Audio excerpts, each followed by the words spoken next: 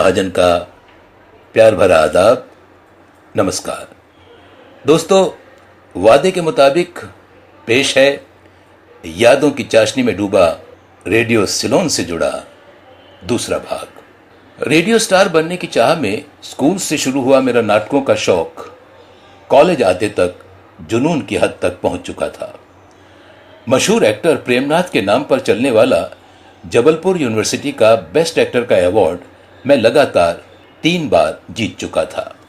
यही वो समय था जब भारत पर चीन के हमले ने मेरे कलाकार मन को अंदर तक आंदोलित कर दिया था। इस हमले का मुंहतोड़ जवाब देने के लिए सारा भारत एकजुट हो गया था। सुरक्षा कोष में योगदान देने के लिए लोगों में होड़ सी लग गई थी। मैं भी अपने बलबूते पर इसमें योगदान देना चाहता था, पर छात्र था, मेरी सोर्सेज लिमिटेड थी, तो योगदान दूं तो कैसे दूं? इसका जवाब मुझे मिला तत्कालीन सुरक्षा अधिकारी श्री अग्रवाल जी से, जो उस समय जबलपुर में पोस्टेड थे।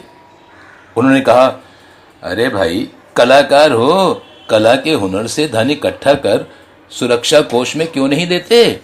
उनका यह वाक्य तीर की तरह मुझे चुभा और कला के एक नए आयाम का आधार बना, जिसे मोनो एक्टिंग कहते हैं। इसमें एक ही व्यक्ति बिना किसी सहायक कलाकार के नाटक के सारे पात्रों को स्वयं में संजोकर अभिनय में प्रस्तुत करता है, उन्हें जीता है। देश की तत्कालीन आवश्यकता थी लोगों में देशभक्ति का जज्बा जगाना, और इसी के तहत जन्म हुआ मोनोप्ले सरहद का। सरहद को जो रिस्पांस मिला उसकी मैंने कभी कल्पना भी ना की थी। नाम मात्र की फी पर मैंने उसका मंचन मंचों के अलावा छोटी छोटी गैदरिंग के सामने भी किया। इसके अलावा मैं अपनी साइकिल पर भी रिक्शा जितने किराए पर लोगों को उनके गंतव्य तक पहुंचाता। परिणाम, 1 महीने के अंदर मैंने करीब 6,500 रुपए के रूप में अपना योगदान सुरक्षा कोष में जमा किया। हूबहू यही प्रयास मैंने 1965 में भारत पाक युद्ध के समय दोहराया।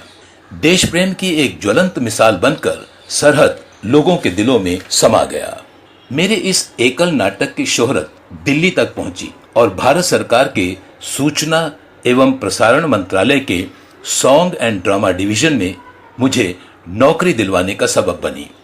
काम था नाटकों में काम करना। मैं इस काम में लग गया।